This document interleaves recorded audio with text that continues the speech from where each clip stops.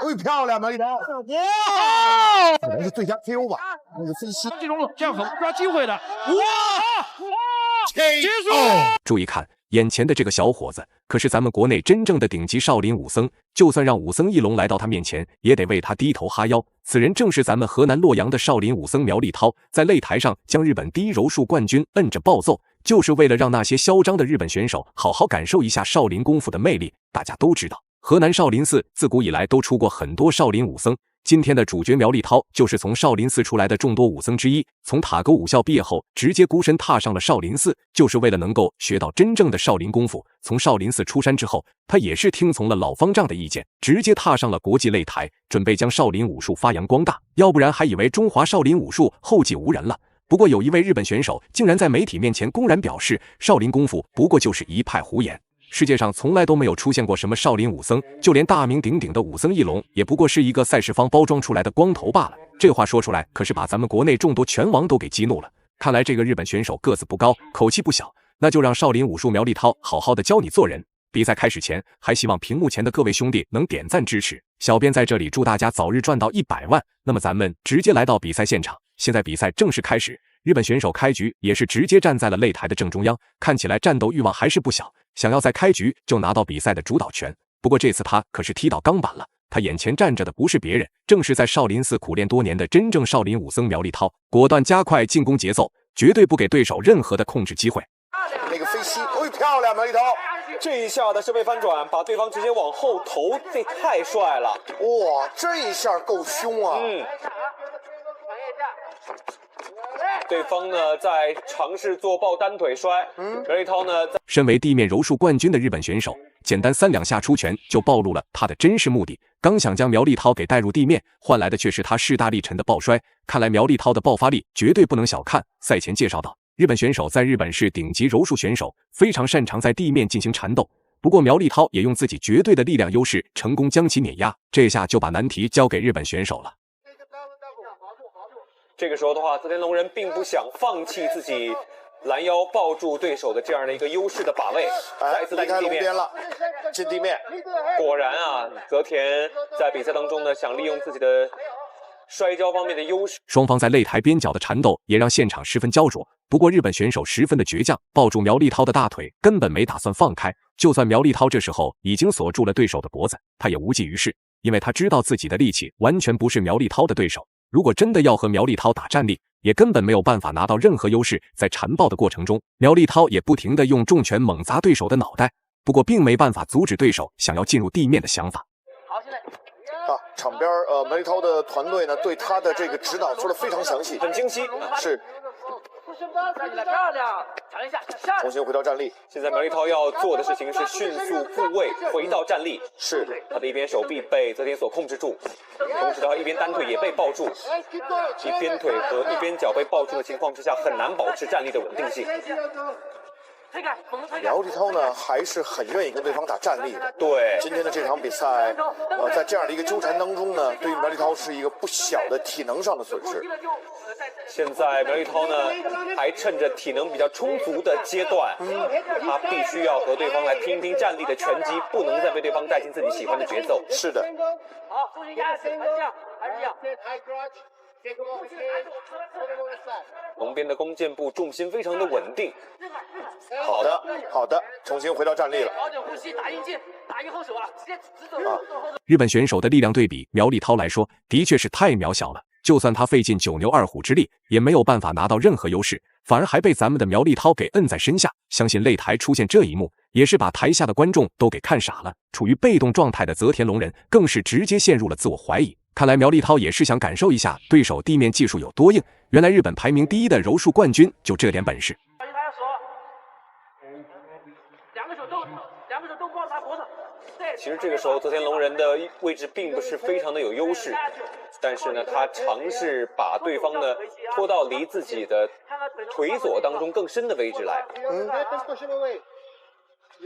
苗立涛现在的阶段，如果说不容易起身的话，可以考虑转到侧向压制。苗立涛在上位，但是要保护好自己的手臂啊。对方在下位的进攻动作是非常凶狠的，危险。对方做了一个十字固的把位，脱开之后呢，回到侧身压制，这下很成功。泽田的额头怎么样？应该是在和苗立涛刚刚近距离对抗当中的头部被砸到了。是。好，1分钟的时间，苗立涛把自己的身侧完全压。终于，两人在地面僵持了一段时间之后，日本选手也终于找到了机会。在苗立涛卸力的过程中，日本选手也是靠着自身体重，硬生生将苗立涛给掰了过来。好不容易拿到了主动把位，日本选手就像是3天没有吃过肉的野狗一般，真是完全没有打算给苗立涛一点喘息的机会。可长可短啊。对。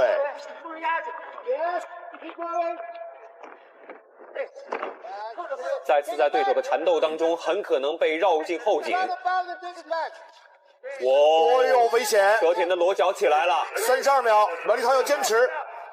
苗立涛现在能坚持住吗？对，他扣住了自己的下巴。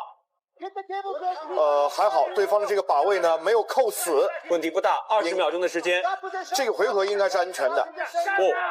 苗立涛的反应速度和爆发力真不错。核心力量不错。苗立涛顶住对方的髋关节。泽田龙人在下位想做什么？只是扣住苗立涛的手臂，不让苗立涛做更多的进攻动作。好，第一回合。现在比赛来到第2回合，日本选手在上回合即将结束的时候，也是成功将自信给找了回来，甚至还敢在站立上和苗立涛一决高下。这种行为简直就是没事找刺激，想要在站立上打赢苗立涛，基本上是不可能的。小编宁愿相信日本选手在地面将苗立涛给裸脚降服，都不信他能在站立和苗立涛打成平手。苗立涛动着打，但是呢，我在担心他的体能是不是能够保证他在第2回合已经可以跟对方动着打了。因为确实第1回合对他来说消耗是非常大，是过多的身位翻转和腾挪了，而且最后的几十秒钟时间，甚至进入到可能被对方做裸脚的。日本选手知道自己在站立拿不到比赛主导权，所以也再一次将目标给放在苗立涛的下盘，想要再一次将比赛给带入地面。不过却被苗立涛又一次无情的给摁在身下，相信这一幕也是把日本选手给彻底无奈了。明明自己才是地面型选手，不光在站立上打不过，反而还被苗立涛给摁在身下暴揍。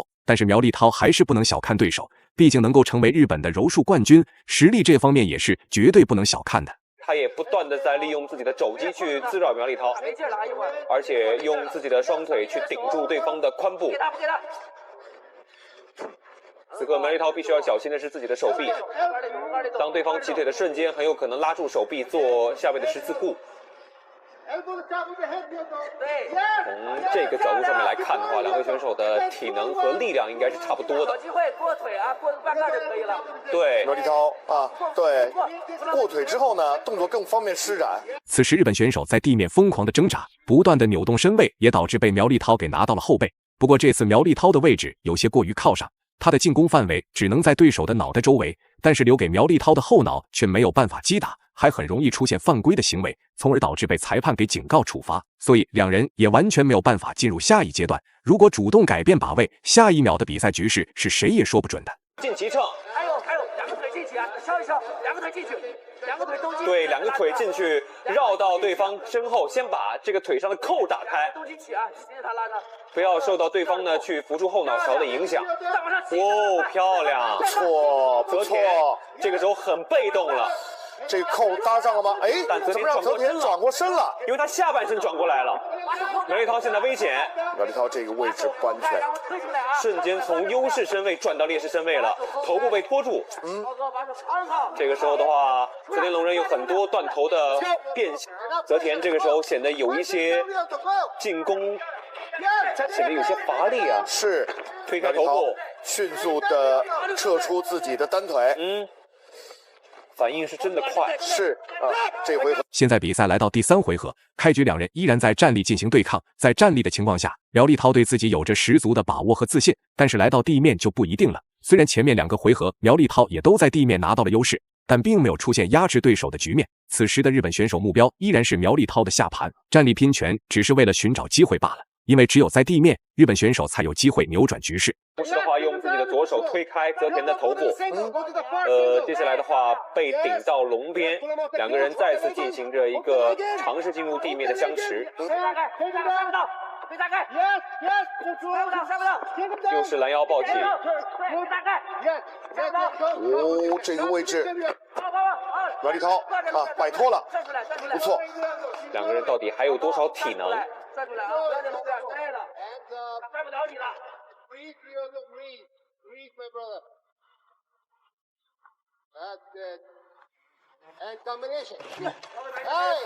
日本选手身为日本柔术界的天花板，曾经连续拿到过3届柔术的金腰带。不过碰上了咱们的少林武僧苗立涛，不但没有拿到任何优势，就连自己擅长的地面都没有办法施展动作。为了节省体能，也只能回到站立不情愿的和苗立涛拼拳。不过只要有机会，日本选手还是会主动的去寻找抱摔的机会。这也不知道是第几次被苗立涛给摁在身下了。要过腿之后才有机会打杂技啊。没错。至少先过一边，进入到对手的半防也好。打肚子打头，对，按住他。场边呢，苗立涛的团队也在提醒他多打肚子，再打头，做一些立体的打击。这场比赛听这个场边 Kona 的这个介绍特别清楚啊，应该是这场比赛在收声话筒上面有了新的布局啊，听得特别清楚。没错。漂亮，以至于我们对于选手下一步的动作和预判，金砸击这个是没问题的，这样往往能砸得比较准。这身后扣住对面，对方呢也是扣住苗立涛的膝窝，不让苗立涛轻松的起身。对，现在对于苗立涛来说，4肢8体都可以使用。他想要裸脚降服对手吗？有一定难度啊，这个扣有难度，因为对方呢还扣着他的。在最后的时间里，苗立涛终于是找到了机会，直接用尽浑身的力气将对手给死死的锁住。从日本选手的面相来看，仿佛马上血管都被勒爆了。幸亏铃声响起，否则日本选手真的要昏死在擂台上了。当然，最终宣布比赛结果，苗立涛也是成功的赢下了这场比赛的胜利。